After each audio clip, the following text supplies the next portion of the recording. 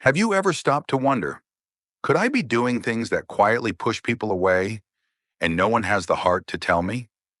As we get older, it's natural to settle into certain habits. Some bring us comfort and wisdom, but others, well, they can slowly turn into blind spots. You might think, I'm just being myself, but the truth is, and the people around you notice, they just stay silent. And while you may not hear a word, these small habits can quietly change the way family, friends, even strangers see you. Today, we're going to uncover 12 hidden habits that could be stealing away your dignity, your connections, and the deep respect you've spent a lifetime building. And when I say ugly, I'm not talking about looks. I'm talking about behaviors that can isolate you without you even realizing it. But here's the good news. Most of these habits are easy to fix. It all starts with awareness. By the end of this video, you'll know exactly what to watch out for and how a few small changes can help you walk through life with more confidence, more clarity, and the grace you deserve. So stay with me. What you learn today could change not just how others see you, but how you see yourself. Let's begin. Number one, neglecting personal hygiene. It might surprise you, but one of the first things people quietly notice, and rarely mention, is when someone stops taking care of their hygiene. And I'm not talking about major neglect here. I mean the little things. Wearing clothes that look like they've been worn a few days in a row, hair that's left unbrushed, nails that grow just a bit too long, or that faint odor lingering long after you've left the room. They may seem small, but trust me, they speak volumes. Hygiene isn't just about being clean. It's a reflection of how we carry ourselves. When we're younger, we naturally take care of these habits. But as we age, energy fades, routines shift, and sometimes the question pops up, what's the point? But here's the thing, even though you may not notice, others do. They won't come out and say it, especially younger family members who don't want to hurt your feelings. Instead, they start making subtle changes, sitting further away, shortening their visits, or even stopping the hugs. What they're responding to isn't you. It's the message your self-care is sending. It can feel like you've let go, that you don't value yourself as much as you used to. And while this isn't about dressing like a fashion model or wearing cologne every day, a clean shirt, fresh hair, and trimmed nails say a lot. It tells the world, I'm still here. I still care. I still respect myself. And you. The truth is, people pick up on your energy before they hear a word you say. When you take care of yourself, it invites others to respond with kindness, dignity, and respect. And that's a message we're sending. Number two, speaking without a filter. As we get older, something curious happens. That little inner voice that used to say, maybe keep that to yourself, begins to fade. It's almost as if it's giving you permission to speak your mind without holding back. You might even think, I've earned the right to say whatever I want. And while that feels liberating, here's the truth. The people around you might feel something quite different. Discomfort. There's a fine line between being honest and being blunt. If you found yourself making remarks that cause people to pause, squirm in their seats, or avoid eye contact, that's a sign your words are crossing into harshness rather than truth. Maybe you've commented on someone's weight, their appearance, or how they're raising their kids. Perhaps you shrugged it off with a chuckle and thought, I'm just being honest. Or, back in my day, we weren't so sensitive. But here's the hard reality. Honesty without compassion can sound like criticism, and people rarely tell you how much it stings. They just start pulling away. You might notice they stop inviting you to certain gatherings or their phone calls get shorter. They love you, but they're trying to protect themselves from the sting of those small, careless remarks. Now, I'm not saying you need to censor everything you say or walk on eggshells, but pause before you speak. Ask yourself, is this helpful? Is this kind? Because sometimes what feels like speaking your truth is just releasing frustration, and it hits harder than you realize. Here's a simple rule of thumb. If you wouldn't want someone to say it to your grandchild, maybe don't say it to someone else's. The beauty of aging is the wisdom you carry. When that wisdom is wrapped in kindness, People lean in, listen, and respect you deeply. But when it's wrapped in sarcasm or judgment, they start tuning out, even if your intentions are good. Your words have power, maybe more than ever. Use them to build connections, not to create distance. If you're still with me and this insight resonates, leave a comment saying number 2 below. And if you haven't subscribed yet, make sure to hit subscribe and turn on the bell so you won't miss out on future videos. Your support helps us keep creating valuable content just for you. Number 3, wearing clothes that don't fit anymore. There's a certain comfort in routines. The same breakfast, the same walk, and yes, the same clothes you've had for years. There's nothing wrong with consistency. It's familiar, it's safe. But here's the thing. What once looked classic can over time start to feel a little careless. You might not even notice it yourself, but the way your clothes fit, or don't, sends a powerful message about how connected you are to the present moment. Pants that hang too loose, shirts that cling a little too tight, outdated styles from decades ago, or shoes that have lost their shape. These aren't just about fashion choices. They quietly tell the world, I've stopped paying attention.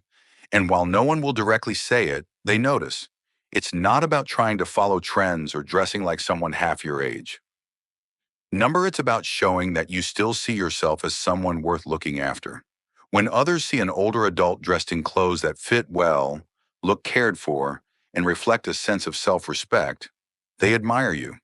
It sends a message. This person still shows up in the world, not out of vanity, but out of dignity. Think about it. Would you wear the same suit to a job interview that you wore 25 years ago? Probably not. The same principle applies to everyday life. Our bodies change. Our energy shifts. But dressing in a way that reflects who you are now shows that you're still emotionally present, still self-aware, and still taking pride in who you become. I've heard some say, what do I care what people think? I'm comfortable. And that's fair, I get it. But here's the catch. Comfort and disregard aren't the same thing. You can be comfortable and still look put together. You can be relaxed and still respect your appearance. Even something as simple as upgrading to a well-fitting pair of jeans or choosing a shirt that brings out your natural tones can change the way people respond to you. Not because of the fabric, but because of what it represents. You're still engaged, still aware, still proud of who you are today. People may not compliment you outright. They may not even say a word. But trust me, they notice. They smile a little more, treat you with a little more respect. Because whether we like it or not, the way we dress is the first thing the world sees. And even in our later years, that first impression still matters. Number 4, interrupting or dominating conversations. We all want to be heard, especially as we grow older. After all, we've lived through enough experiences to know a thing or two. But sometimes in that deep desire to share what we know or make sure our point is heard, we forget to leave space for others. It can start so subtly. You're in a conversation, someone mentions something you've dealt with before, and before you know it, you're jumping in with your story, offering advice or giving solutions. You talk and talk and talk, and suddenly 10 minutes have passed and no one else has had a chance to speak. Now here's the thing. This doesn't come from a bad place. It's often driven by a genuine desire to help. But here's the hard truth. When we take up too much conversational space, we unintentionally silence the very people we care about. And they won't always tell you. Instead, they start pulling away. You might notice they don't call as often, they keep conversations shorter, and you start feeling that distance. But you might not understand why. The real issue, people want to feel seen, heard, and respected, not lectured. And when every conversation turns into a one-way street, it slowly wears down relationships, especially with younger people or grandchildren who may already feel disconnected from a different generation. It's not about saying less, it's about listening more. Let there be pauses. Ask more questions than you answer. Resist the urge to jump in with advice unless it's asked for.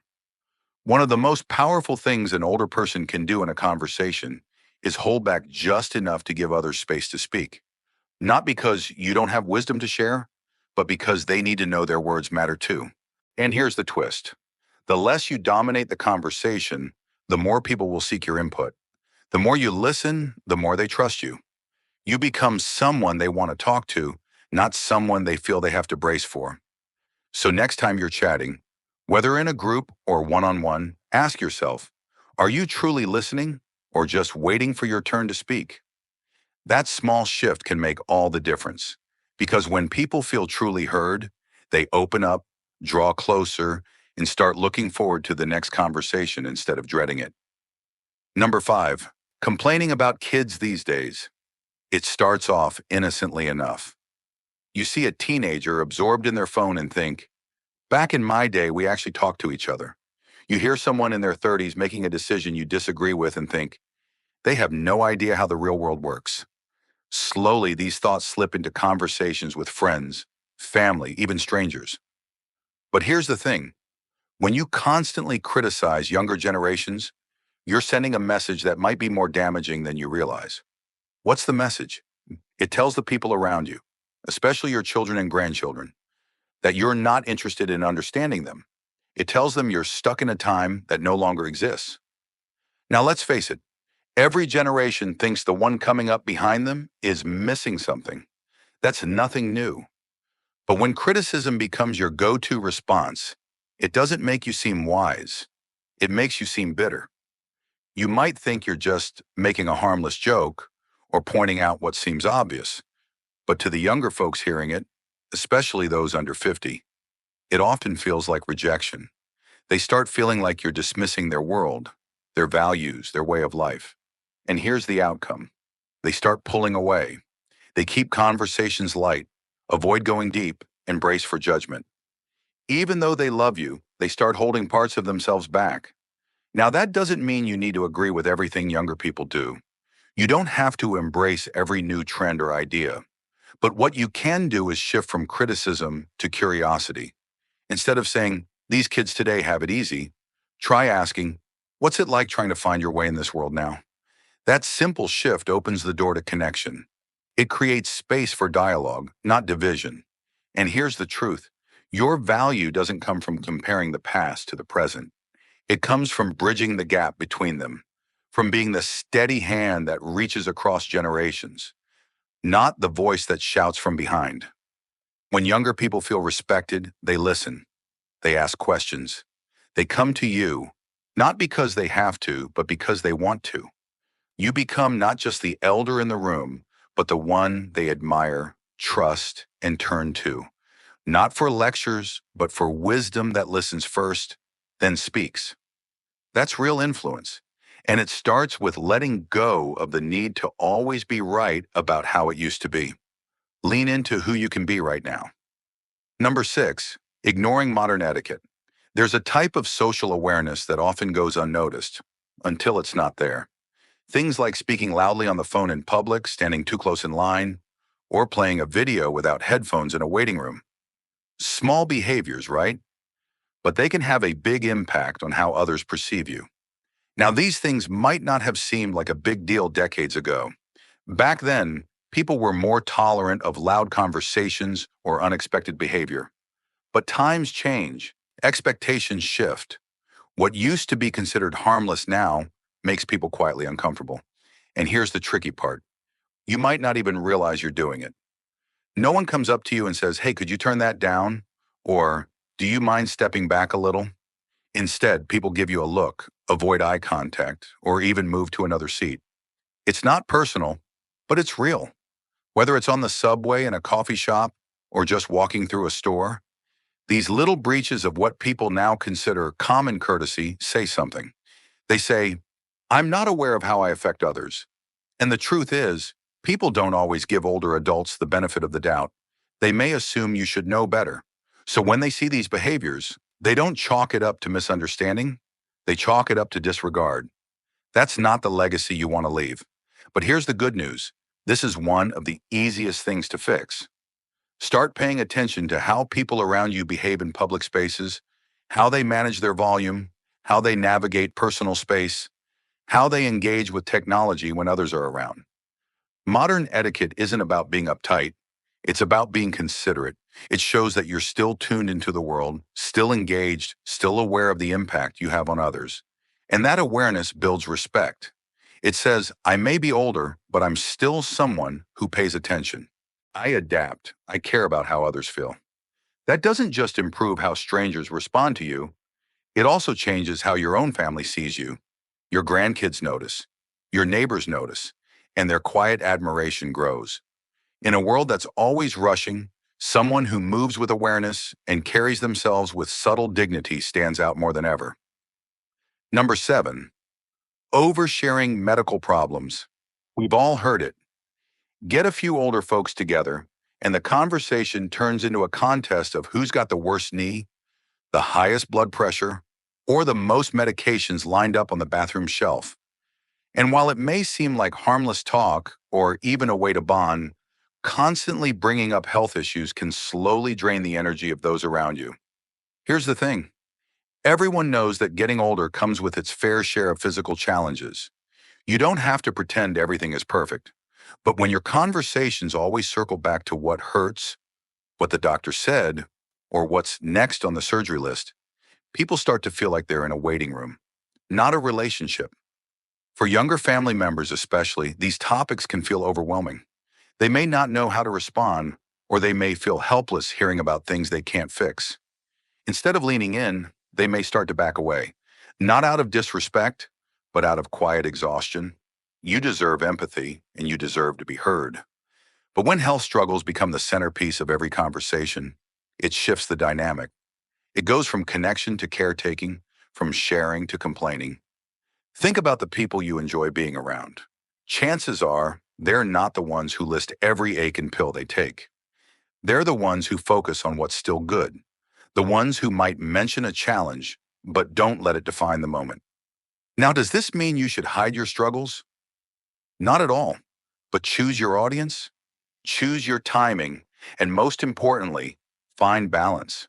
Share how you're doing, yes, but also ask others how they're doing. Talk about the book you're reading, the neighbor's garden, the bird you saw out your window, because your life is still full of stories that aren't just about medical charts, and people want to connect with you, not just your symptoms.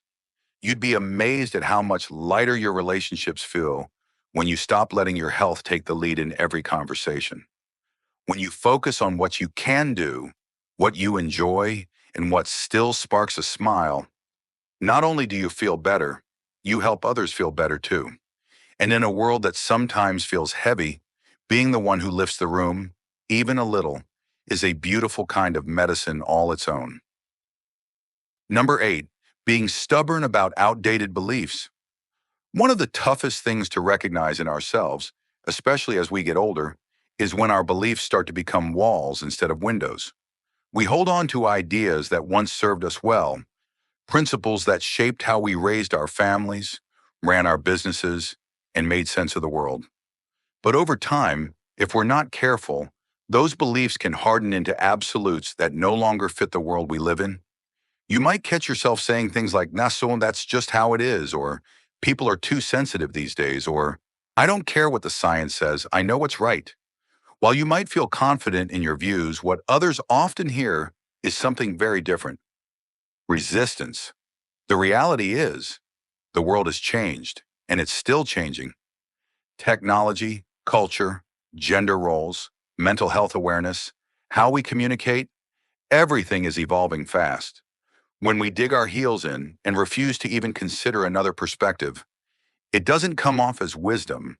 It comes off as reluctance to adapt. Younger generations notice this, and while they probably won't confront you directly, they may quietly start to label you as someone they can't talk to about certain things. Someone who won't understand, or worse, someone who doesn't want to. And that's a loss because there's so much potential for connection when curiosity replaces judgment. Staying open doesn't mean abandoning your values. It means being willing to expand your understanding without compromising who you are. It means making room for new ideas, even if you don't agree with all of them. Here's something to think about. Stubbornness often masks fear: fear of losing relevance, fear of being left behind, Fear that letting go of old beliefs means losing a part of ourselves. But in truth, your relevance doesn't come from how tightly you hold on to the past. It comes from how bravely you meet the present. When you can say, I never thought of it that way, or tell me more about what that means to you, you open doors and people walk through them. They feel heard. They feel safe. And the beautiful part is sometimes you do change your mind. Sometimes the younger person you're listening to is right in ways you hadn't expected. That humility, that willingness to learn, that's what makes people truly admire you. Not because you always had the answers, but because you stayed curious, a student of life, even in your later years. That's rare, and that's powerful. Number 9, walking or moving without awareness of space. As we age, our pace naturally slows down. We might feel less steady or more cautious with our steps, and that's completely understandable. But sometimes, without realizing it, we become less aware of how our movements affect the people around us. You've probably seen it. Someone standing in the middle of a grocery aisle with their cart sideways, completely blocking the way while they read a label, or someone stopping suddenly in a busy hallway, lost in thought, or walking with a friend and drifting into the path of oncoming traffic. Most of the time, these things happen unintentionally. You're not trying to be inconsiderate. You're simply focused on what you're doing. But to the people around you, especially those in a rush or navigating crowded spaces, it can feel like friction, like you're creating small obstacles that make their day a little harder. And here's the thing, most people won't say anything. They'll just sigh, walk around you, maybe give a quick glance and move on. But over time, these little moments start to add up in how others see you. They might start to think of you as the person who's always in the way, or they may avoid situations where they have to shop with you or walk beside you. Not because they don't like you, but because they feel like they have to manage your movements. Now, I want to make it clear. Slowing down isn't the problem. The issue is awareness. You can move at a slower pace and still be mindful of your surroundings. You can pause to check something and still keep to one side. You can walk carefully while being aware of the flow around you. This is especially important in crowded places like airports, busy sidewalks, malls, or even church hallways. These are shared spaces, and being considerate in them sends a strong message that you're still engaged with the world around you, that you still care about how you affect others. In fact, this kind of awareness is a subtle form of grace. It shows people you're not just focused on yourself. You're present, thoughtful, and kind. And truthfully, most people aren't expecting perfection. They're just hoping for a little effort, a little awareness, a little consideration. When you show that, you stand out, not as someone slower, but as someone considerate, someone who moves through the world with dignity and quiet responsibility. And that presence, it's more powerful than you might realize. Number 10, making jokes that don't age well. A good sense of humor is one of the best things you can carry into old age. It keeps you lighthearted, helps others feel comfortable, and can ease tension in even the toughest situations. But not all humor ages well, and some jokes, especially the ones that got laughs years ago, can quietly push people away today.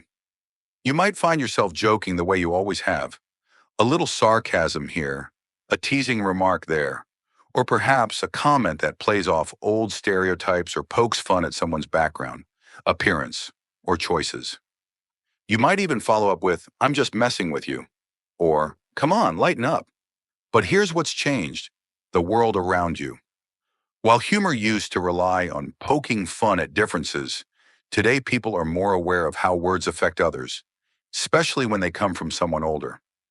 Younger generations are navigating a culture that emphasizes inclusion, empathy, and respect for diverse experiences. When a joke feels out of step with these values, it doesn't land as funny. It feels disconnected or, even worse, disrespectful, and they probably won't tell you. Instead, they'll laugh politely and then avoid getting too close. You may sense a distance, but not know why it's there. That doesn't mean you have to give up humor, though. It doesn't mean you have to walk on eggshells or avoid jokes entirely, but it does mean being mindful about what you say. Ask yourself, is this funny because it's clever or because it puts someone down? The best kind of humor, especially as we age, is the kind that lifts others up. It should bring lightness, not discomfort, and show that you're evolving along with everyone else. In fact, nothing builds connection faster than being able to laugh at yourself. It shows humility, it shows perspective, and it shows that you're not trying to prove anything. You're just here to enjoy the moment. When people see that, they'll relax, engage, and start seeing you not just as the older person in the room, but as someone who still gets it. A kind sense of humor will take you far, but a thoughtful, self-aware sense of humor that's updated for today, that'll keep the door to connection wide open, no matter your age. Number 11, acting helpless when you're not. Getting older brings real challenges, and no one denies that. There are things that once came easy that now take more time, care, and sometimes more help. But there's a difference between needing help and defaulting to it when you don't have to. And over time, that difference becomes something others notice more than they might admit. Maybe you found yourself saying, "Can you just do it for me?" Or, "I don't know how any of this works, I'll mess it up anyway." At first, these requests seem innocent, but when they turn into habits, especially for things you're still perfectly capable of, they can start to wear on the people around you. Family members may begin to feel like caretakers, even when you're able. Friends might notice they're always the ones lifting, reaching, fixing, or organizing. While they might smile and say, "No problem," they're silently feeling something else: resentment. Sometimes this behavior is subconscious. It's not laziness, it's fear. Fear of making mistakes, fear of looking silly, or fear of not being able to keep up. So you let someone else step in, and with each little surrender, your independence slips just a little more. But here's the truth: people admire effort more than perfection. They'd rather see you try, even struggle a bit, than give up altogether. Your children, grandchildren, and even neighbors feel proud when they see you still in the game, still willing to learn, move, and participate. When you ask for help only when you truly need it, people trust you more. They don't feel manipulated or taken for granted. Instead, they feel honored to step in because they know it's coming from a place of honesty, not habit. Maintaining your sense of agency isn't about pretending you're 30 again. It's about showing up with what you can do, asking clearly for what you can't, and respecting the line between the two. You'd be amazed at how empowered you feel when you start reclaiming those small victories. Carrying your own bag, figuring out the new remote, following a recipe without needing someone to hover. These little wins build confidence and remind everyone around you and yourself that age may change what you are capable of, but it doesn't take away your strength, will, or dignity.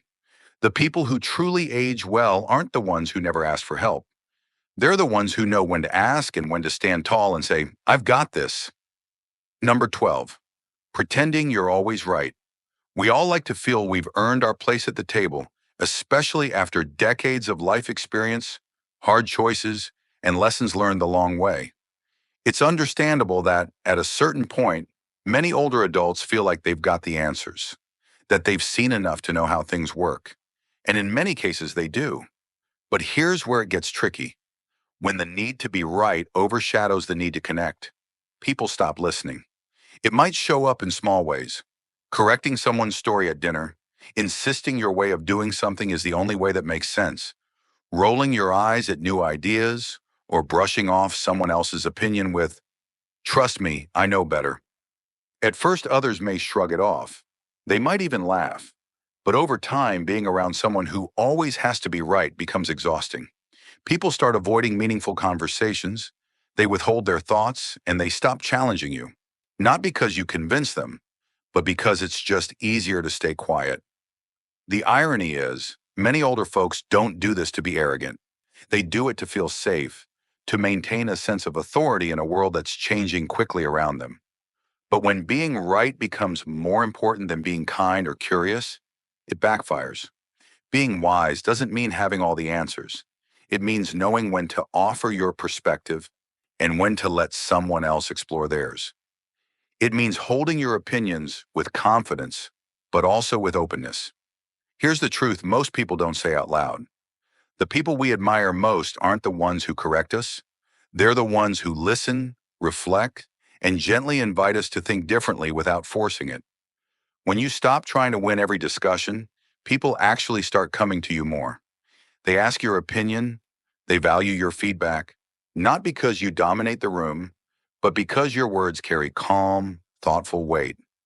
And when you do speak, because you don't speak just to win, your voice lands deeper.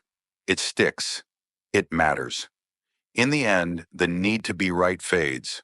What lasts is how you made people feel.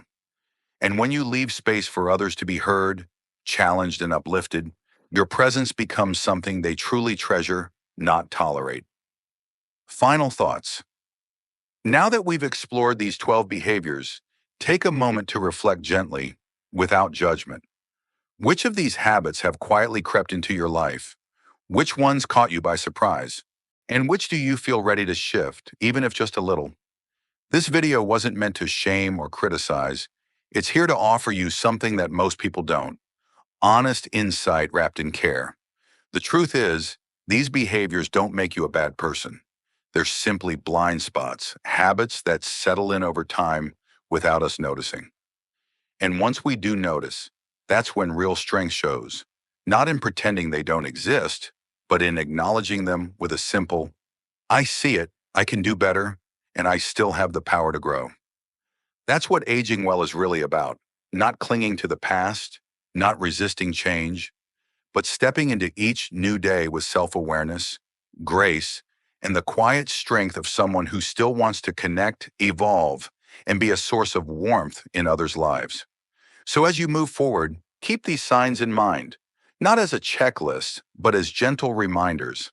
They're ways to keep showing up in the world with dignity, presence, and a kind of character that leaves others feeling respected, comfortable, and inspired.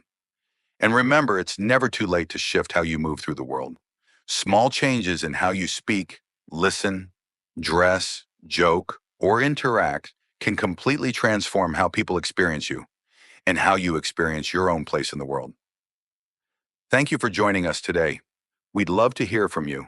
Leave a comment below and share one thing you learned today and how you plan to apply it in your life. Your thoughts are important to us, so don't hesitate to share them. Reading your comments motivates and encourages us. If you enjoyed this video and found it helpful, please like, subscribe, and share. Your support helps us keep creating meaningful content that informs and inspires. Thanks for watching, and we look forward to seeing you in the next video.